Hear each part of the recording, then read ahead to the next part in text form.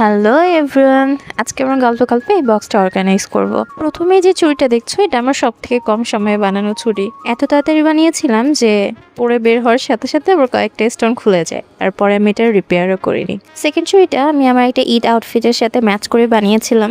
এখানকার কিছু ঝুনঝুনি মিসিং আছে, যেটা আমি একটা গিফটের চুড়ি বানানোর সময় খুলে নিয়েছিলাম। এরপর ছিল আমার কুন্দন দিয়ে বানানো ফার্স্ট চুড়ি, যেটা আমি 2 পেয়ার বানিয়েছিলাম। আমার ফ্যাশন ড্রেস বানানোর সময় বেঁচে যাওয়া মোস্ট অফ দ্য এলিমেন্টস দিয়ে এই চুড়িটা বানানো।